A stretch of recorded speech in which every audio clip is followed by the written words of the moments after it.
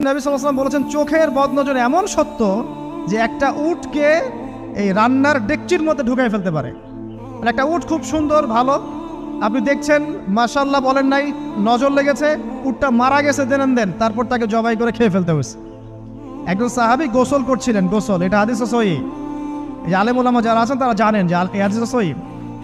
একজন সাহাবী গোসল করছেন, তার গায়ের চামড়াটা খুব সুন্দর ছিল, একদম স্কিনটা অনেক সুন্দর থাকে না এমন কিছু মানুষ।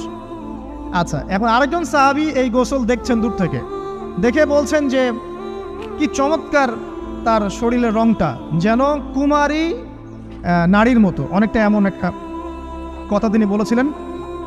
সাথে সাথে এই সাহাবী অজ্ঞান হয়ে পড়ে গেছে। কোন সাহাবী? যিনি গোসল করছিলেন।